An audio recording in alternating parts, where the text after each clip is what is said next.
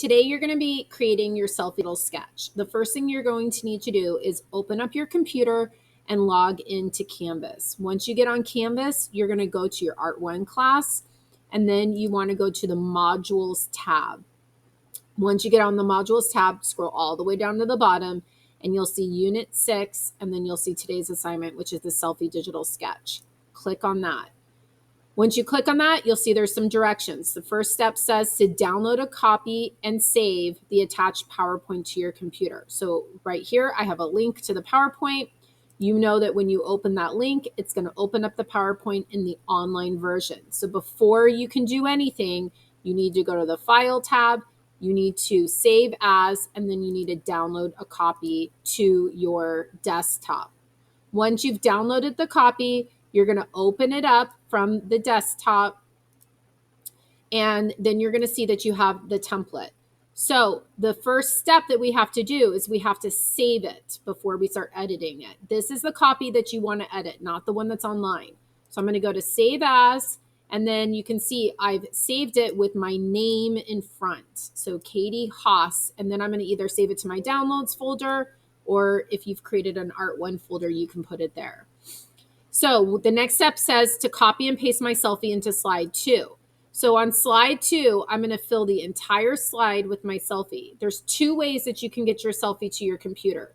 You can use your phone if you have the Canvas app on your phone, and you can upload the selfie to this assignment on Canvas, and then you can just copy and paste it from the assignment.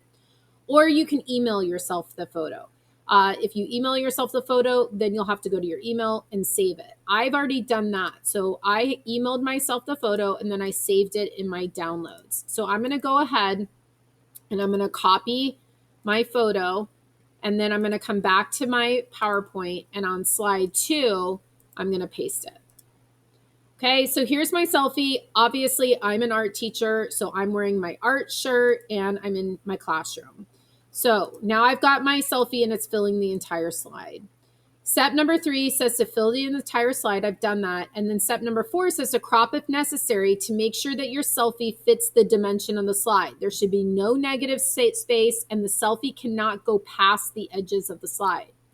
Mine doesn't do that, but I am going to actually crop my selfie because even though I wanted my classroom, this is kind of a lot of space to be taking up for my classroom, and my focal point really should be more of my selfie. So I'm going to go ahead and I'm going to go to the crop tool, and I'm going to crop it from the corner just to eliminate some of that negative space.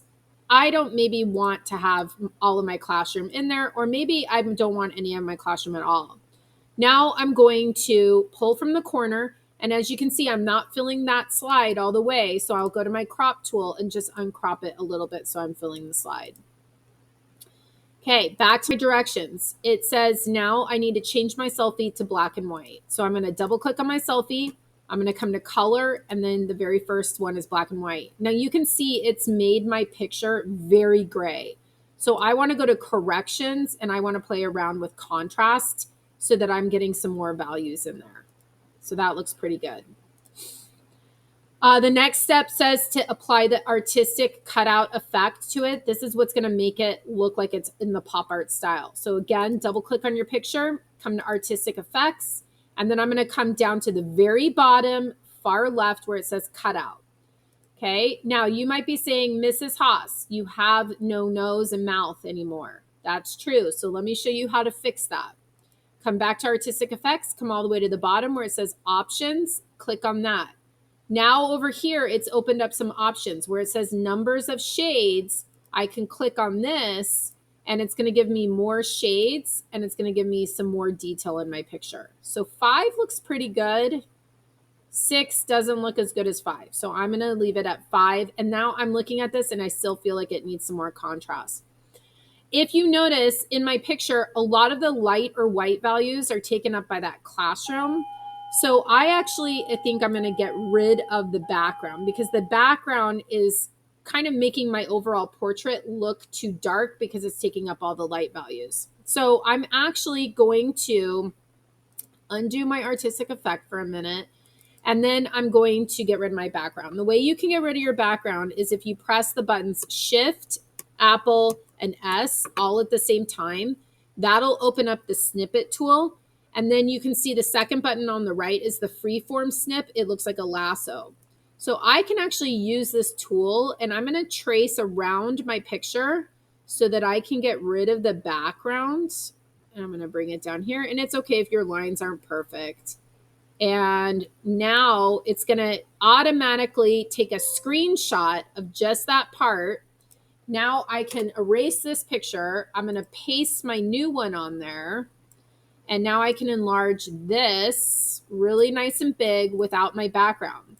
Now let's try the artistic effect again. If I come back down to cutout, I can then adjust my values. And you can see that it actually looks better now that I've gotten rid of my background. So I might come in and I might play a little bit more with contrast just to kind of brighten up, make sure I have a good range of values. Another trick to making your selfie look much better when you copy and paste it is make sure if you do email yourself the picture that you email it at the highest resolution possible. The lower the resolution is, the harder it is for this artistic effect cutout to work, okay? It won't recognize all the shapes in your face. And sometimes if your shapes of your face just aren't showing up, you might have to choose a different picture to use. Now that I'm going back to my directions, it says to go ahead and adjust contrast if necessary. I've done that. And now my last step is just to copy and paste the grid from slide over 3 over top. So I'm just going to grab the slide. Notice I get it on the side here where I have the little crosshairs. And then I'm just going to press Control C. I'm going to come back to my picture, Control V, and it's copied and pasted my grid over top of my portrait. Now I can just go ahead and save again, and then I'm going to go back to my assignment. I'm going to upload it, and then I'm going to submit it.